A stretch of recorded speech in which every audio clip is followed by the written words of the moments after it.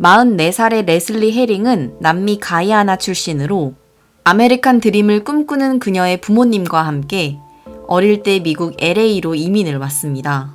레슬리는 성실히 일한 덕분에 보안회사에서 성공적인 커리어를 가졌으며 그녀의 여동생 아샤는 그레이 아나토미 등에 출연한 배우로 성장했기 때문에 그들의 꿈은 이루어졌죠. 그리고 레슬리는 11살 많은 라일이라는 남성을 알게 되는데요. 당시 레슬리는 20대였고 라일은 40대라서 나이 차이가 크긴 했지만 그들은 사랑에 빠졌고 결국 몇 달 만에 결혼을 했습니다. 두 사람은 할리우드에 있는 좋은 콘도에서 살고 보트도 모는 등 아주 성공적인 삶을 살았습니다.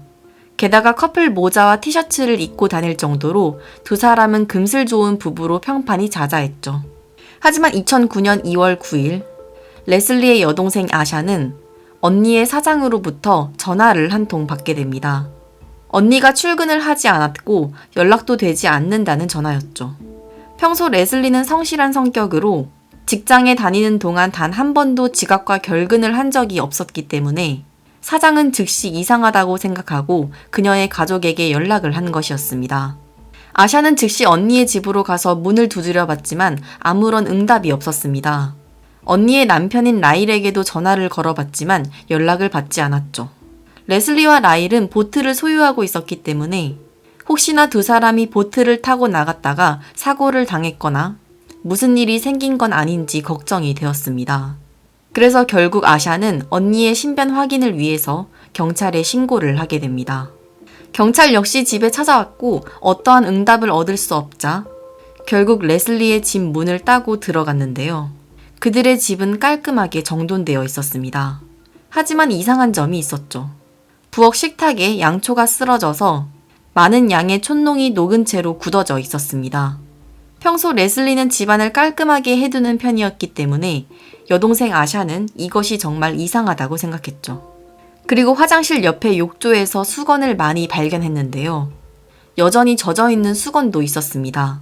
또한 레슬리는 평소 주얼리를 좋아해서 잘 때를 제외하고는 어딜 가나 항상 착용하고 다녔는데 그 주얼리들이 화장대 위에 전부 그대로 발견되었죠. 이 사실들을 제외하고는 별다른 특이점을 발견하지 못했지만 그들의 행방을 찾을 수 없었던 경찰은 일단 레슬리와 라일 두 사람 모두 실종신고 처리를 하게 됩니다. 수사관은 레슬리의 행적부터 조사하기 시작했습니다. 그녀가 마지막으로 목격된 것은 실종일로부터 3일 전인 금요일이었죠. 직장 동료들은 그녀가 퇴근하는 모습을 마지막으로 본 적이 없다고 증언했습니다.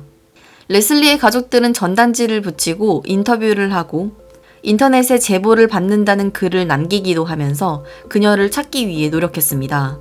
가족들이 걱정할 것을 알면서도 연락을 하지 않는 것은 평소 그녀답지 않았죠. 특히 레슬리의 여동생 아샤는 얼마 전에 아기를 낳았는데요. 레슬리는 조카가 생긴 것을 기뻐했기 때문에 가출도 아닌 것 같았습니다. 그런데 그녀가 실종된 지 2주가 되었을 때 멕시코 국경에서 차를 타고 넘어가려던 그녀의 남편 라일을 발견했습니다.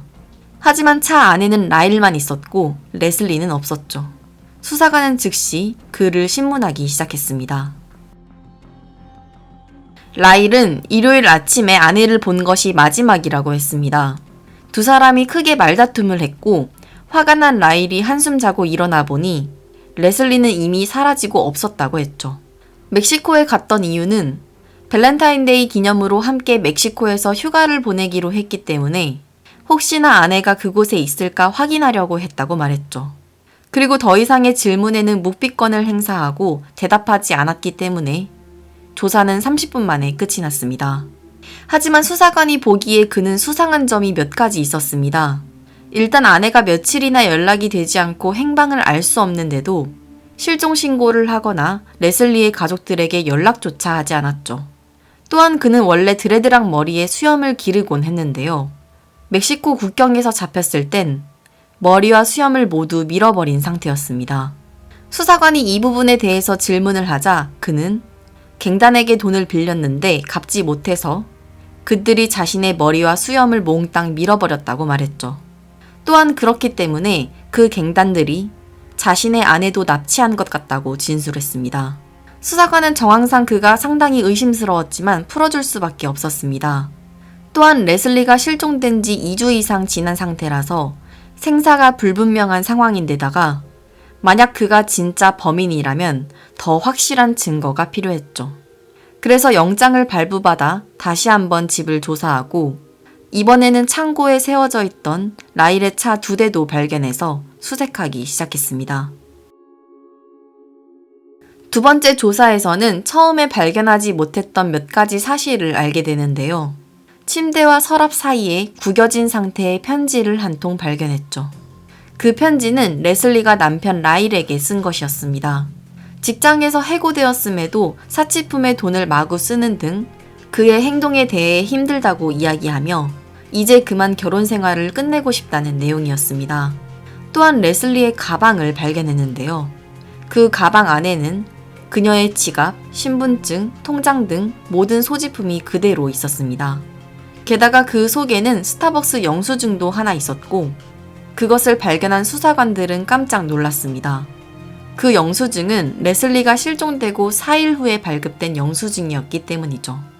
따라서 수사관은 어쩌면 아직도 레슬리가 살아있을지도 모른다고 생각하며 곧바로 스타벅스 매장으로 가서 영상이 지워지기 전에 CCTV를 확인했습니다. 하지만 충격적이게도 영상 속에는 남편 라일 한 사람밖에 없었고 그가 음료를 한 잔 주문하는 장면이 찍혀 있었습니다. 또한 라일의 핸드폰과 노트북을 압수수색하고 그의 통화 기록을 조회해본 결과 레슬리가 실종되고 4일 후 레슬리와 라일이 통화한 기록이 있었습니다. 하지만 기지국 확인 결과 두 핸드폰이 같은 장소에 있었고 한 사람이 휴대폰 2개를 동시에 들고 서로 통화한 것처럼 꾸몄다는 사실이 밝혀졌죠. 또한 노트북 검색어에는 멕시코 국경, 여권이 필요한지, 벨리즈의 날씨는 어떤지 등을 검색한 사실이 드러났습니다. 이에 따라 수사관은 그가 범인이라는 확신을 갖게 되었습니다. 그리고 일부러 라일에게 TV 뉴스에 출연해서 아내를 찾는 것을 도와달라고 인터뷰해보는 게 어떻겠냐고 제안했습니다. 만약 목격자가 방송을 본다면 어떠한 제보라도 하길 바라는 마음이었고 그가 의심받지 않으려고 제안을 거절할 수 없을 거라고 생각했습니다. 그리고 이 방법은 통했고 수사관은 제보를 받게 됩니다. 라일의 사촌인 말콤이 경찰에 제보를 하였습니다. 사촌 말콤은 레슬리의 실종이 대중에 알려지기 전에 사실 라일을 만난 적이 있다고 증언했습니다. 말콤은 라일의 집 주차장에서 그를 만났는데요. 라일이 절대로 집에 들어오지 못하게 해서 자신의 차에서 함께 이야기하고 놀았다고 했죠. 그런데 라일과 대화하던 도중 그는 내가 레슬리에게 한 짓 때문에 지옥에 갈 것이라고 말을 했다고 합니다.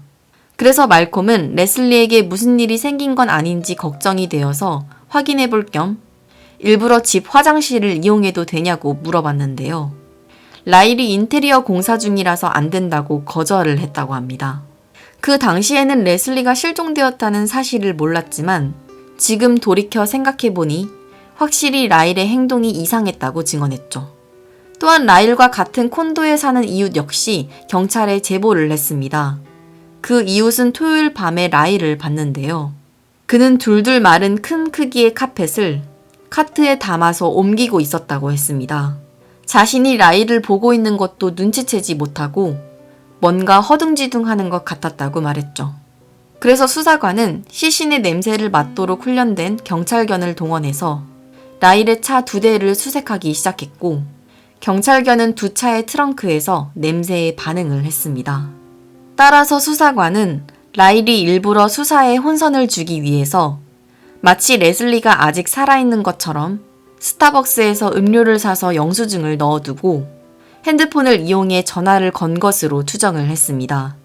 그리고 카펫에 둘둘 말아 레슬리의 시신을 두 차에 옮겨 담았기 때문에 차 2대에서 동시에 반응이 나온 것으로 추정했습니다. 또한 만일 그가 시신을 어딘가에 유기했다면 분명히 그 장소를 다시 한번 찾아갈 것이라고 생각했죠. 그래서 경찰은 라일의 차에 몰래 추적기를 달아서 그의 위치를 추적하고 감시하기 시작했습니다. 수사관이 라일의 차에 추적기를 달아놓은 지 3일째 되던 날, 라일의 수상한 행적을 발견할 수 있었습니다. 그는 새벽 6시에 그가 사는 콘도에서 3km 정도 떨어져 있던 한 공원 쓰레기장에 방문해서 한참을 서성이다가 돌아갔죠. 경찰은 쓰레기통을 확인했지만 이미 내부는 비워져 있는 상태였고, 다시 한번 경찰견을 동원해서 냄새를 맡게 했을 때 그 쓰레기통이 있는 땅에서 냄새에 반응을 했습니다. 그래서 쓰레기통 주변을 파보았지만 아무것도 발견하지 못했습니다. 만일 그가 쓰레기통에 시신을 유기하기 전에 땅에 잠시 내려놓았다면 경찰견이 냄새에 반응하는 것이 이해가 되었죠. 수사관은 비록 시신은 찾지 못했지만 그동안 라일이 범인이라는 충분한 증거를 모았다고 판단하여 레슬리가 실종된 지 14개월째 되었을 때 그를 체포했습니다. 라일 헤링은 끝까지 아무것도 인정하지 않았으며 자신의 결백을 주장했습니다. 하지만 배심원단은 수사관이 제시한 압도적인 증거와 철저한 수사 결과를 받아들였고 3주간의 재판 끝에 그는 2급 살인죄로 15년형을 선고받았습니다. 라일 헤링은 현재도 교도소에서 복역 중입니다. 이 사건을 담당했던 게이블 형사에 따르면 두 사람이 금전 문제로 다툰 후 레슬리가 이혼하고 싶어 하자 라일이 그녀를 살해한 후 마치 가출한 것처럼 수사에 혼선을 주기 위해서 여러 가지 노력을 했던 것으로 파악했습니다. 아마도 라일이 핸드폰 기지국을 이용한 위치 추적이나 검색어 기록을 포렌식해서 확인할 수 있는 것은 몰랐던 것으로 추측했습니다. 특히 욕조에 있던 많은 양의 수건을 보았을 때 욕실에서 익사시켜 살해한 후 카펫에 둘둘 말아 시신을 차로 옮긴 것이라고 보았죠. 그리고 라일이 방문한 공원의 쓰레기통은 LA의 거대한 쓰레기장으로 운반되는데요. 그렇게 되면 그녀의 시신을 찾을 가능성은 거의 없는 것으로 판단했습니다. 게이블 형사는 만약에 라일이 사건을 은폐하기 위해 노력하지 않고 그냥 집에만 머물렀다면 그를 의심할 수 없었고 어쩌면 이 사건이 해결되지 못했을 수도 있다고 말했습니다. 사건 발생 이후 15년의 세월이 흘렀습니다. 레슬리의 가족들은 여전히 그녀의 시신이라도 찾기를 희망하고 있지만 현재까지도 레슬리의 시신은 발견되지 못하고 있습니다. 시신을 찾을 수 없었고 그가 끝까지 자백하지 않아서 수사에 어려움이 있었지만 철저한 수사로 해결될 수 있었던 사건입니다.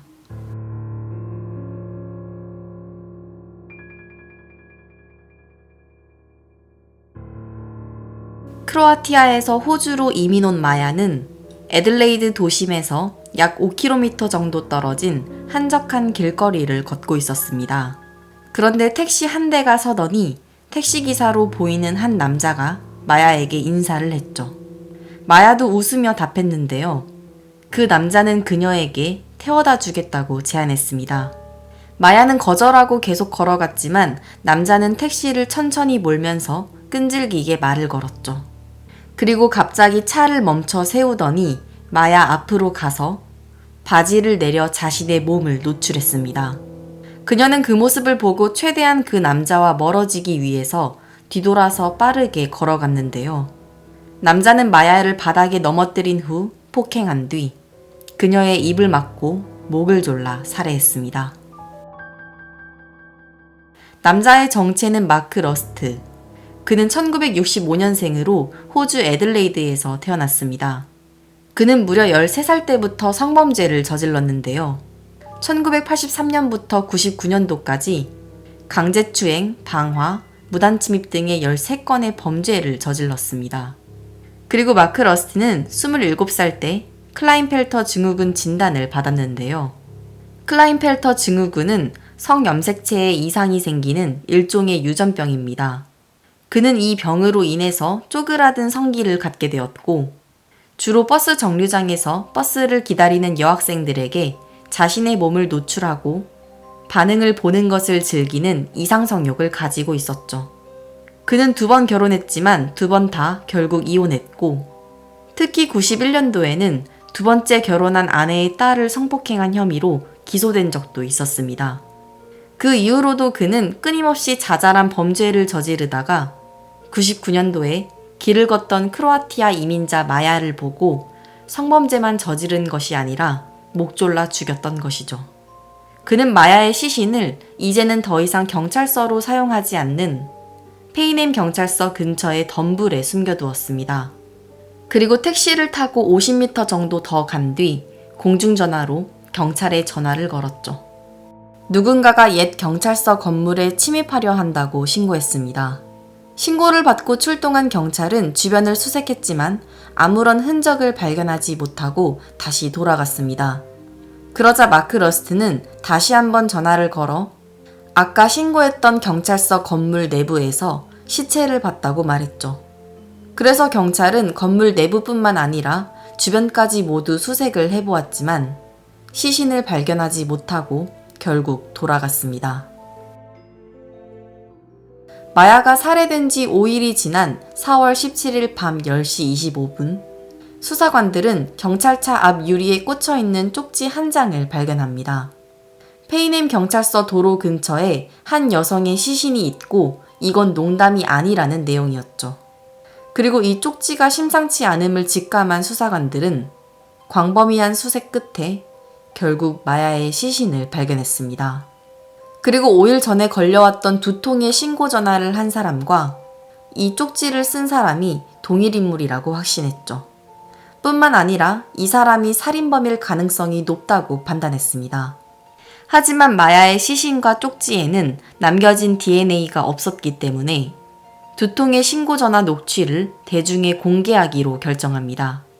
그래서 전화를 건 사람이 자수를 하거나 누군가가 녹취록의 목소리를 듣고 제보해주길 바라는 마음이었죠.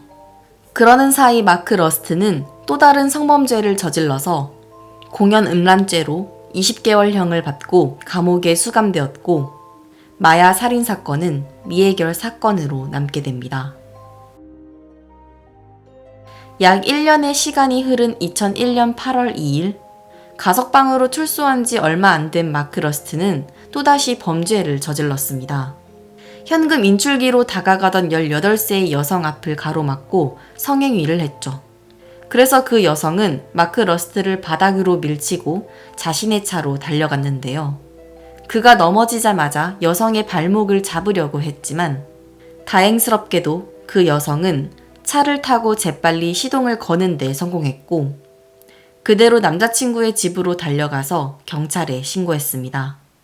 그리고 마크 러스트는 범죄를 시도하려다가 실패하자 더욱 분노에 차올랐고 그는 바로 다음 날 새로운 피해자를 물색하게 됩니다. 다음 날 8월 3일 밤 10시 30분 18살의 일본인 유학생 스즈키 메구미가 버스 정류장에 앉아 CD 플레이어로 음악을 듣고 있었습니다. 그는 한적한 정류장에 혼자 앉아있는 메구미를 보고 이번에는 강간을 하기로 결심합니다. 그는 메구미의 등 뒤에 몰래 다가가서 입을 막고 풀숲으로 끌고 갔죠. 그리고 강간을 시도했는데요. 그는 쪼그라든 성기로 인해 강간을 하려다가 실패하자 분노감이 치밀어 올랐고 메구미의 목을 조르고 돌멩이로 머리를 내리쳐 살해했습니다. 그리고 그녀의 시신을 비닐로 감싼 다음 한 지역 상점 뒤편에 있는 대형 쓰레기통에 버렸습니다. 그녀의 팔찌나 신발 등의 소지품들은 공터에서 불에 태우고 떠났죠. 유학생 메구미가 기숙사로 돌아오지 않자 실종 소식은 빠르게 접수되었고 수사가 진행되었지만 이번에도 DNA 등의 유의미한 증거나 목격자 등을 찾을 수 없었기 때문에 수사에 난항을 겪었습니다. 메구미 살인사건이 벌어지고 13일이 지난 8월 16일 밤 9시 한 여성이 늦게까지 직장에서 야근을 하고 있었는데요. 갑자기 건물의 전등이 꺼졌습니다. 그래서 정전이 일어났다고 생각한 그녀는 이제 그만 일하고 집에 가야겠다고 생각했죠. 그런데 창밖을 보니 주변의 건물들은 불이 켜져 있었고 사무실 내의 컴퓨터에는 여전히 전원이 켜져 있는 것을 보아 누군가가 일부러 사무실의 불을 껐다는 것을 알아차렸습니다. 불안감이 엄습하자 그녀는 재빨리 짐을 싸서 문으로 향하는데요. 누군가가 숨어있는 형체를 발견했죠. 마크 러스트였습니다. 그는 머리에 두건을 쓰고 있었고 한 손에는 칼을 들고 죽이겠다고 협박했습니다. 그리고 그녀를 바닥에 밀쳤는데요. 그 여성은 마크 러스트에게 당신의 얼굴을 절대 보지 않을 것이며 무슨 말이든 따르겠다고 말해서 그를 자극하지 않으려고 노력했죠. 그는 순순히 자신의 말을 따르는 여성을 강간하기 시작했고 심지어 그 과정에서 자신의 칼을 여성 보고 들고 있으라고 시키기까지 했습니다. 그리고 범행이 끝나자 그 여성에게 자신의 칼을 돌려달라고 말했는데요. 여자는 칼을 돌려주면 그가 자신을 찔러 죽일까봐 순간 주저되긴 했지만 순순히 되돌려 주었죠. 그리고 마크 러스트는 여자의 핸드폰을 창밖으로 던진 후 홀로 어둠 속에 남겨둔 채 건물을 떠났습니다. 여성은 그가 떠나고 곧바로 건물 밖으로 뛰쳐나와서 지나가는 사람들에게 도움을 요청했습니다. 그리고 회사 근처 주차장에 있는 모든 차량과 지나가는 차의 번호판을 외웠죠. 경찰은 신고를 받자마자 빠르게 출동하여 그녀가 알려준 차량의 번호판들을 조회해 본 결과 차의 소유주 중에서 유일하게 성범죄 전력이 있던 마크 러스트를 발견하고 결국 그를 체포하는 데 성공했습니다. 마크 러스트가 체포되고 약 2달의 시간이 흐른 어느 날 그의 감방 동료가 제보를 합니다. 그가 교도소 내에서 다른 수감자들에게 자신이 일본인 유학생 메구미를 죽였다고 자랑하는 것을 들었다고 했죠. 버스 정류장에 혼자 앉아있던 메구미를 풀숲으로 끌고 가서 강간했는데 자신의 얼굴을 보지 말라고 했지만 메구미가 자신의 얼굴을 받고 소리까지 질러서 결국 살해했다고 자랑한 것을 제보했습니다. 그리고 심지어 그는 깜빵 내에서 메구미의 소지품이었던 CD 플레이어를 소지하고 있었고 그걸 보여주면서 자랑까지 했죠. 따라서 수사관은 마크 러스트의 개인 소지품 중에서 CD 플레이어가 있다는 사실을 확인했습니다. 그리고 피해자 메구미의 부모에게 연락해서 시리얼 넘버를 확인해 본 결과 그가 소지하고 있던 것이 메구미의 CD 플레이어라는 사실이 밝혀졌습니다. 또한 마크 러스트의 형제 또한 제보를 했습니다. 마야 사건 때 2번의 신고전화 녹취록을 대중에 공개했었는데요. 그의 형이 목소리를 듣고 알아차렸죠. 비록 그가 가족들에게 폭력적인 모습을 보인 적은 없지만 아무리 들어도 자신의 형제의 목소리가 맞다고 제보했습니다. 또한 필적 대조를 위해서 마크 러스트가 자신에게 쓴 편지도 경찰에 제공했습니다. 수사관은 마야 사건 때 경찰차 앞유리에 남겨있던 쪽지와 제공받은 편지의 필적을 대조했습니다. 그리고 필적 확인 결과 마크 러스트가 쓴 쪽지라는 사실이 밝혀졌죠. 그는 마야와 메구미 살인사건의 강력한 용의자로 의심받았지만 끝까지 자신의 범행을 부인했기 때문에 더욱 결정적인 증거가 필요했습니다. 그래서 수사관은 제보받은 공터로 찾아가서 돌이 불에 탄 흔적과 메구미의 팔찌 등 소지품이 불에 타다 남은 것을 발견했습니다. 또한 쓰레기 매립지에서 200명이 넘는 사람들이 약 10일 넘게 대규모 수색 작업을 벌여서 결국 메구미의 시신을 발견했습니다. 쪽지의 필적 확인 결과와 신고전화 녹취록, 소지하고 있던 CD 플레이어, 메구미의 시신 등의 여러 가지 결정적인 증거들로 인해서 마크 러스트는 마야와 메구미를 살해한 혐의로 기소되었습니다. 그는 처음에는 여러 가지 증거에도 불구하고 자신의 혐의를 부인했지만 메구미의 시신이 발견된 사실이 알려지자 결국 자신이 살인을 저지른 것을 인정했죠. 그리고 2004년 4월 강간, 살인, 방화 등의 혐의로 가석방 가능성 없는 종신형을 선고받았습니다. 사건 이후 메구미의 유골은 가족들이 있는 일본으로 전달되었고 마야의 유골 역시 크로아티아에 있는 어머니의 집 근처에 묻혔습니다. 그리고 마야의 어머니는 딸의 무덤을 매일 방문한다고 말했죠. 그는 2015년에 자신의 형량에 대해서 가석방이 가능하게 해달라고 항소했습니다. 하지만 그는 피해자들에게 자신의 몸을 노출하고 불쾌해하는 반응을 보는 것을 즐기는 이상 성욕자인데다가 사법 당국 측은 마크 러스트가 공격적이고 성적 충동을 통제할 수 없다며 그의 항소를 받아들이지 않았기 때문에 앞으로도 사회에 나오게 될 가능성은 없으며 그는 여전히 교도소 내에서 수감 중입니다.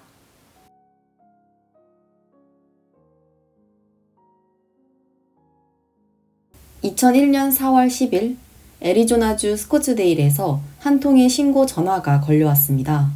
아주 큰 폭발음이 들리더니 한 이웃집이 불타고 있다는 신고 전화였죠. 그 집에는 부부와 2명의 자녀가 살고 있었기 때문에 소방관들은 혹시나 그들이 집안에 있을까 걱정하며 빠르게 사건 현장으로 출동했습니다. 그리고 화재를 진압한 뒤 집 안으로 들어서자 침대에 누워있는 상태로 불에 타서 심하게 손상된 3구의 시신을 발견했죠. 엄마 메리, 그리고 딸 브리트니와 아들 바비였습니다. 수사관들은 즉시 이것이 살인사건임을 알아챘습니다. 집안에서 불이 났음에도 불구하고 3사람 모두 도망치거나 피하려는 흔적이 전혀 없었기 때문이죠. 그래서 부검을 해보니 메리는 뒤통수에서 총상이 발견되었고 2 아이들은 목에 자상을 입고 사망했다는 결과가 나오면서 화재가 나기 전 이미 살해되었다는 것이 밝혀졌습니다. 하지만 아빠인 로버트는 어디에서도 발견되지 않았습니다. 연락도 되지 않았으며 출근도 하지 않았고 사건이 벌어졌을 당시 알리바이도 없었고 행방이 묘연한 상태였죠. 또한 메리의 차 역시 함께 사라졌기 때문에 수사관들은 즉시 로버트를 범인으로 의심했습니다. 그가 가족들을 살해하고 사건을 은폐한 후 자신 역시 사망한 것처럼 보이기 위해서 일부러 집에 불을 지르고 도망간 것으로 추측하고 로버트를 찾기 시작했습니다.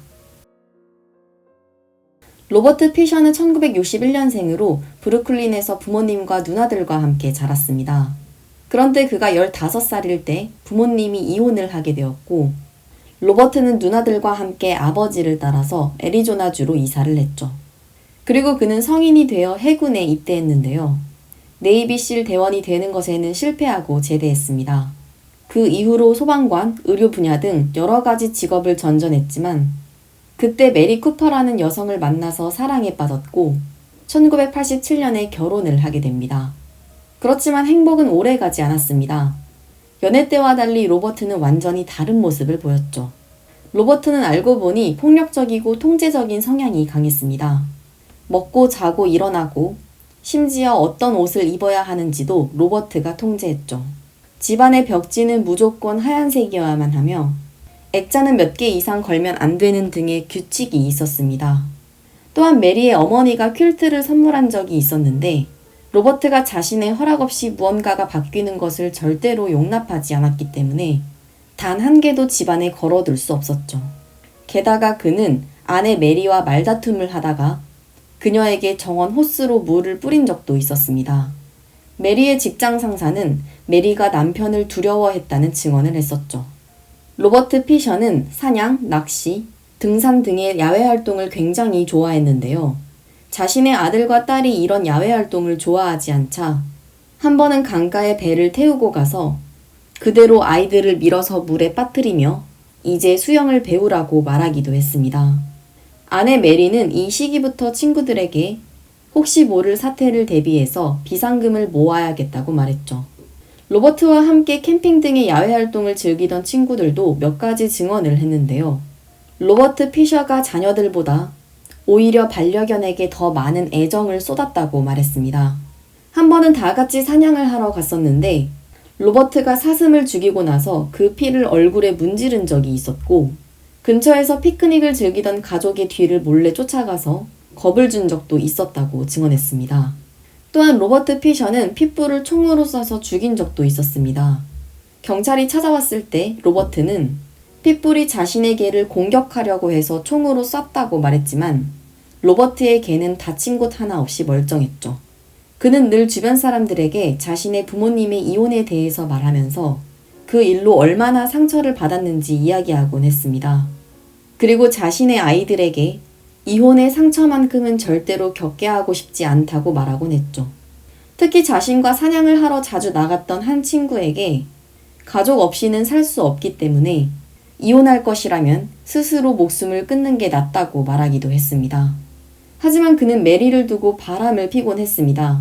직장 동료들에게 자신의 경험담을 자랑하기도 하고 마사지 업소에 갔다가 성병에 걸려서 메리에게 들킨 것 같다고 말하기도 했습니다. 메리 역시 로버트가 바람을 피는 것을 알고 있었고 몇 번이나 헤어지려고 시도하곤 했는데요.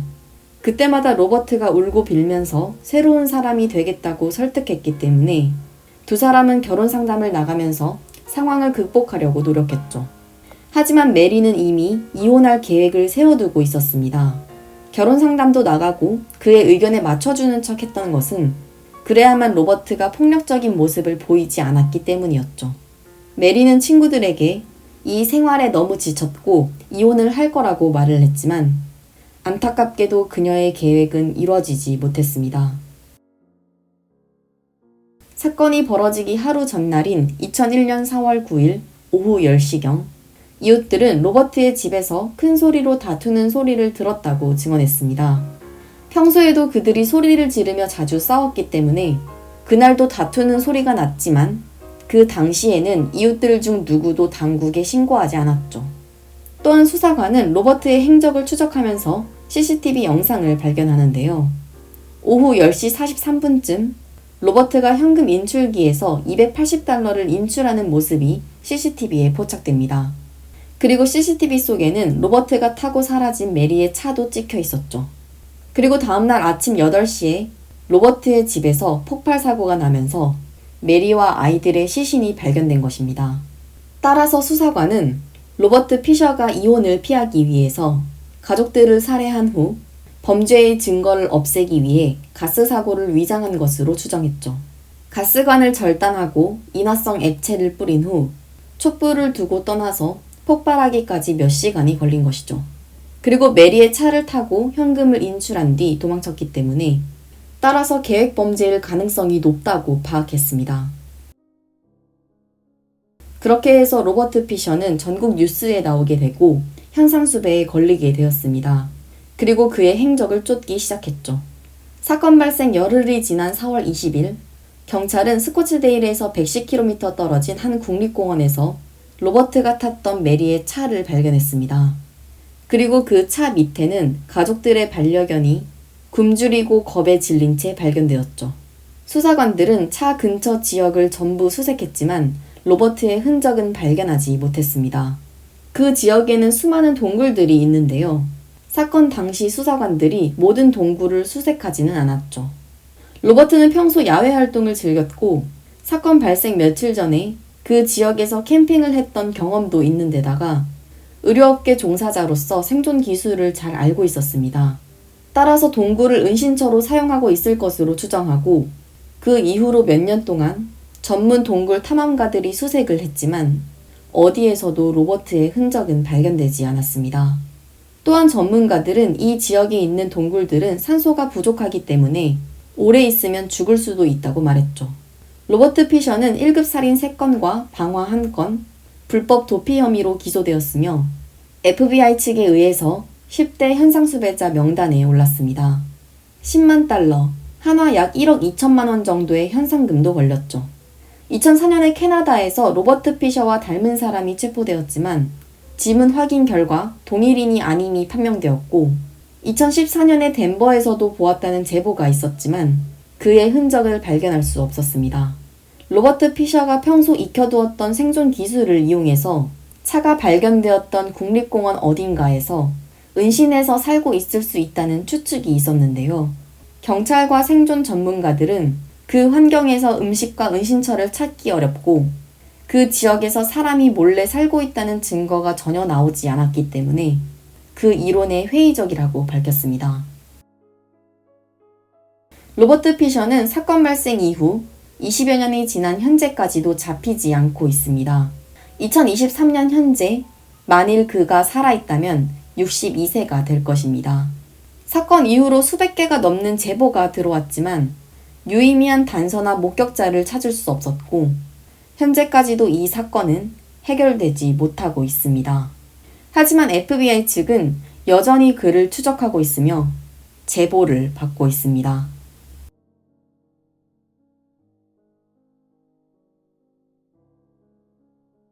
2021년 11월 3일 아이오와주 페어필드에서 한 통의 신고 전화가 걸려옵니다. 신고를 한 사람은 폴이라는 남성이었는데요.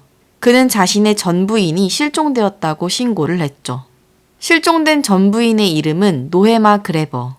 그녀는 실종 당시 66세로 고등학교에서 스페인어 교사로 일하고 있었습니다. 신고한 폴에 따르면 두 사람은 비록 5년 전에 이혼했지만 자녀들이 있어서 계속 연락을 하고 지냈다고 합니다. 그런데 전날 밤부터 연락이 되지 않는다고 말했죠. 이미 퇴근한 시간인데도 집에 귀가하지 않았고 휴대폰이 계속 꺼져 있자 뭔가 이상하다는 것을 느끼고 실종 신고를 한 거라고 말했습니다. 작고 조용한 마을에서 벌어진 실종 사건에 경찰은 빠르게 대응하고 수사에 착수했고 마을을 수색하기 시작했습니다. 노헤마는 매일 학교에서 퇴근하면 공원 숲길을 거닐며 혼자만의 시간을 보내다가 집으로 돌아오는 습관이 있었는데요. 가족들에게 이 이야기를 들은 수사관은 해당 공원으로 가서 수색을 한 끝에 안타깝게도 손수레 속의 방수포에 쌓여진 그녀의 시신을 발견했습니다. 부검 결과 머리 부분에 둔기에 의한 외상으로 사망했다는 사실이 밝혀지면서 수사관은 해당 사건을 실종 사건에서 살인 사건으로 전환하고 범인을 찾기 시작했습니다. 수사관은 노헤마의 가족과 주변인들의 증언을 토대로 평소에 원한 관계가 있는지 파악하기 시작했는데요. 중요한 제보를 한 통 받게 됩니다. 노헤마가 근무하던 학교 남학생 2명이 소셜미디어에 올린 글이 의미심장하다는 내용이었죠. 윌러드 밀러와 제레미 구데일이라는 남학생들이었고 두 사람이 노헤마를 어떻게 죽일 것인지 살인을 공모하는 내용이 담긴 대화를 보았다고 제보했습니다. 또한 많은 학생들은 사건 당일 윌러드 밀러가 노헤마와 성적 때문에 언쟁을 벌였다는 증언을 했죠. 게다가 학생들은 윌러드 밀러가 폭력적인 성향을 갖고 있는 데다가 평소에도 노헤마 때문에 성적이 낮아져서 짜증난다며 죽이고 싶다고 말하는 걸 여러 번 들었다고 말했습니다. 그래서 수사관은 즉시 윌러드 밀러를 찾아 그를 신문하기 시작했습니다. 그는 처음에는 사건과 전혀 관련 없는 척, 모르는 척 했지만 결국 자신이 살인 현장에 있었다는 사실을 인정했습니다. 하지만 마스크를 쓴 학생들이 자신을 억지로 시켜서 살인을 하게 만들었다고 말했죠. 그들이 시켜서 노헤마의 머리를 야구방망이로 때려서 살해한 다음 손수레로 옮겼고 노헤마의 차는 외딴 곳에 버리고 왔다고 진술했는데요. 당시에 노헤마의 차가 없어진 것은 대중에 공개되지 않고 수사관들만 아는 사실이었습니다. 그래서 수사관은 윌러드 밀러와 함께 공모한 제레미 구데일 두 사람을 즉시 체포했고 그들의 집을 수색하기 시작했죠. 그리고 공책 하나를 발견하는데요. 몇 달 동안 그들이 노헤마를 스토킹한 내용이 적혀있는 공책이었습니다. 노헤마가 어떤 차를 운전하는지와 평소에 학교 끝나면 공원에 가서 혼자 산책하는 내용까지 모두 적혀 있었죠. 또한 수사관은 그들의 집을 수색한 결과 피가 묻은 옷가지와 야구방망이를 발견했습니다. 그리고 검식 결과 그 피가 노헤마의 피라는 사실이 밝혀지면서 윌러드 밀러와 제레미 구데일은 살인 혐의로 체포되었습니다. 11월 2일 사건 당일 윌러드 밀러는 낮은 성적을 받은 문제로 노헤마와 언쟁을 벌였습니다. 그리고 아기를 품은 윌러드 밀러는 친한 친구인 제레미 구데일과 함께 그녀를 죽이기로 결심했죠. 그들은 몇 달 동안 노헤마를 스토킹하면서 그녀가 자주 가는 산책로를 알고 있었기 때문에 근처에 숨어 있다가 그녀를 야구방망이로 때려 죽인 후 방수포에 싸서 손수레로 시신을 옮겨서 은닉했습니다. 그리고 노헤마의 차를 끌고 외딴 곳에 버린 것이죠. 심지어 사건 당일 오후 4시 40분경에 2명의 10대들이 노헤마의 차를 타고 가는 것을 보았다는 목격자도 있었습니다. 그리고 그들은 한적한 도로 끝에 차를 세워두고 걸어가던 도중 한 친구에게 전화를 걸어서 자신들을 집까지 태워다 달라고 부탁했는데요. 그들을 태워주었던 친구 역시 윌러드와 제레미 두 사람이 그날 무슨 일이 있었던 것처럼 너무 심각해 보였다고 증언도 했습니다. 그렇게 해서 윌러드 밀러와 제레미 구데일은 물적 증거와 증언들을 토대로 1급 살인 혐의로 체포되었습니다. 두 사람은 비록 16살의 미성년자지만 사건의 심각성이 받아들여져서 성인으로 재판을 받게 되었습니다. 사건 이후 노엠마의 전남편 폴은 살인사건으로 인해 우울증을 앓다가 암치료를 미루었고 그로 인해 사망하였습니다. 노엠마의 아들, 딸들은 범인들을 용서하지만 그들이 사과하는 것은 진실성이 느껴지지 않는다며 믿지 않는다고 말했죠. 윌러드 밀러는 2023년 4월 35년 후에 가석방 심사를 받을 수 있는 종신형을 선고받고 현재도 수감 중입니다. 제레미 구데일은 2023년 말에 재판 결과가 나올 예정이지만 검찰 측이 25년 후에 가석방 자격을 얻을 수 있는 종신형을 구형하였기 때문에 비슷한 결과가 나올 것으로 예상됩니다.